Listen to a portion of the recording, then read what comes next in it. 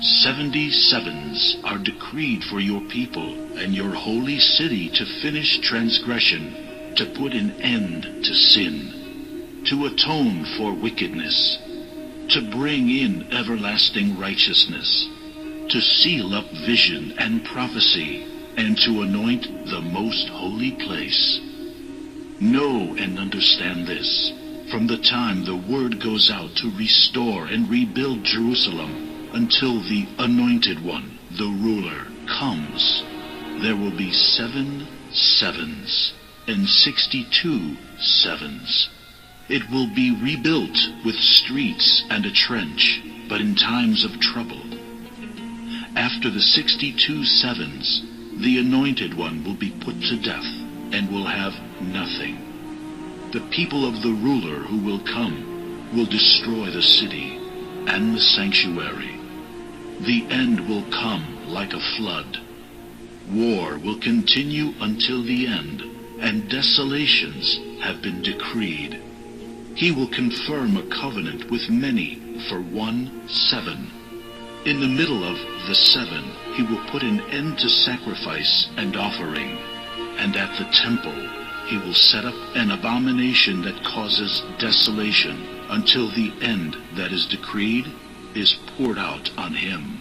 The man clothed in linen, who was above the waters of the river, lifted his right hand and his left hand toward heaven, and I heard him swear by him who lives forever, saying, It will be for a time, times and half a time, when the power of the holy people has been finally broken.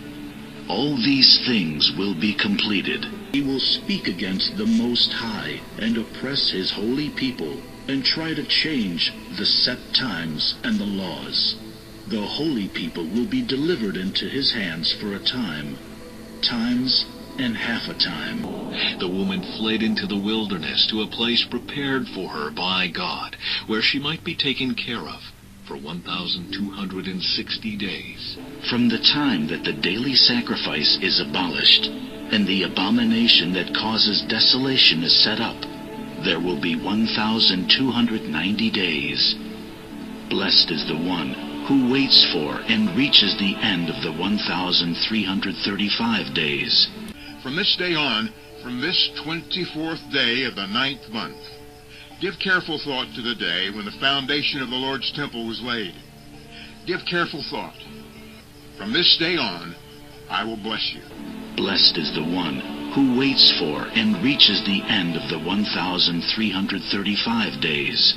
Jonah began by going a day's journey into the city, proclaiming, 40 more days, and Nineveh will be overthrown. When God saw what they did and how they turned from their evil ways, he relented and did not bring on them the destruction he had threatened. But to Jonah this seemed very wrong, and he became angry.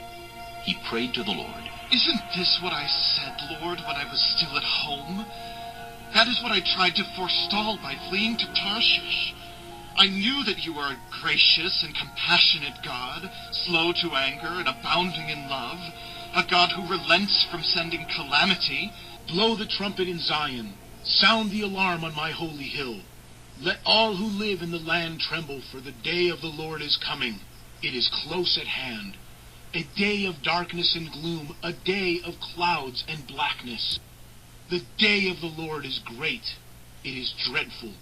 Who can endure it? Even now, declares the Lord, return to me with all your heart, with fasting and weeping and mourning. Rend your heart and not your garments.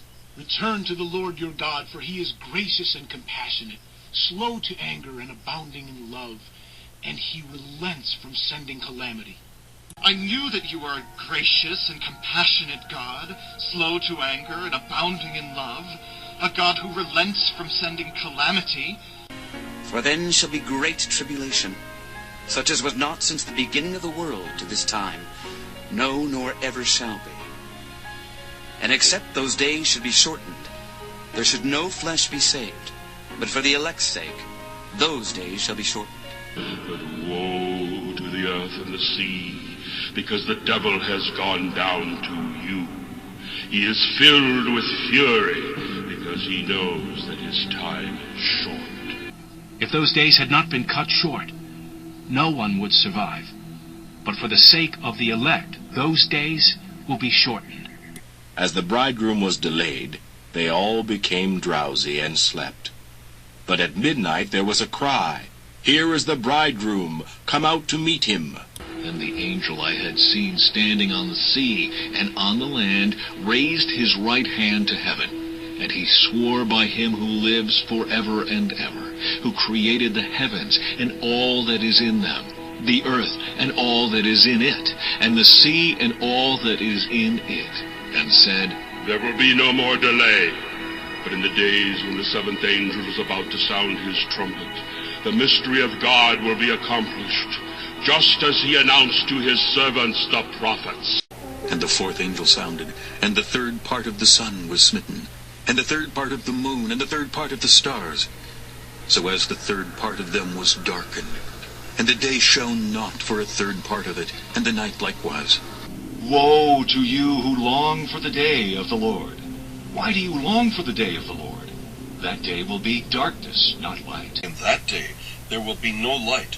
The luminaries will dwindle, for it will be a unique day which is known to the Lord, neither day nor night, but it will come about that at evening time there will be light. And the fourth angel sounded, and the third part of the sun was smitten, and the third part of the moon, and the third part of the stars, so as the third part of them was darkened. And the day shone not for a third part of it, and the night likewise. And he defeated Moab, and he measured them with a line, making them lie down on the ground. 2 lines he measured to be put to death, and 1 full line to be spared. You are to burn up a third of it in the city when the days of the siege have ended. You are to take a third and slash it with the sword all around the city, and you are to scatter a third to the wind, for I will draw a sword to chase after them. It will come about in all the land, declares the Lord, that 2 parts in it will be cut off and perish, but the third will be left in it. And I will bring the third part through the fire, refine them as silver is refined, and test them as gold is tested. They will call on my name, and I will answer them. I will say, they are my people, and they will say, the Lord is my God. Thus the heavens and the earth were completed in all their vast array. By the 7th day God had finished the work he had been doing. So on the 7th day he rested from all his work. Then God blessed the 7th day, and made it holy, because on it he rested from all the work of creating that he had done. Remember the Sabbath day by keeping it holy. 6 days you shall labor and do all your work, but the 7th day is a Sabbath to the Lord your God. On it you shall not do any work, neither you, nor your son or daughter, nor your male or female servant, nor your animals, nor any foreigner residing in your towns. For in 6 days the Lord made the heavens and the earth, the sea, and all that is in them. But he rested on the 7th day. Therefore the Lord blessed the Sabbath day, and made it holy. As long as it is day, we must do the works of him who sent me. Night is coming, when no one can work. While I am in the world, I am the light of the world. Know and understand this. From the time the word goes out to restore and rebuild Jerusalem until the Anointed One, the ruler, comes, there will be 7 sevens. The Lord said to Moses at Mount Sinai, "Speak to the Israelites and say to them, when you enter the land I am going to give you, the land itself must observe a Sabbath to the Lord. Count off 7 Sabbath years, 7 times 7 years, so that the 7 Sabbath years amount to a period of 49 years. Then have the trumpet sounded everywhere on the 10th day of the 7th month. On the day of atonement sound the trumpet throughout your land. Consecrate the 50th year and proclaim liberty throughout the land to all its inhabitants. It shall be a jubilee for you. Each of you is to return to your family property and to your own clan. The 50th year shall be a jubilee for you. Do not sow, and do not reap what grows of itself, or harvest the untended vines. For it is a Jubilee, and is to be holy for you. Eat only what is taken directly from the fields. In this year of Jubilee, everyone is to return to their own property. Have you ever wondered why, as a Christian, your heart longs to go home to be with Jesus? It's because that's our rightful land, our inheritance, where our ancestors and family who have died have gone on ahead of us. It is a place of rest where we can cease from our labors. It is a place where our sin is canceled forever and we are free for all eternity. The year of Jubilee is when all of that takes place, and it starts on the Day of Atonement, at the start of the 50th year from when Israel is given the land that rightfully belongs to her.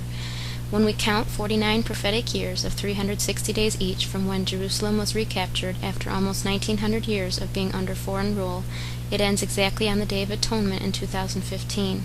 The year of Jubilee is to last for 1 year. The Day of the Lord is also 1 year in length. Each day of Daniel's 70th week is 1 year. It is on the 7th day that the Sabbath rest begins. If Daniel's 70th week is 7 years long, when does the Sabbath for God's people begin? At the end of the 6th year and start of the 7th.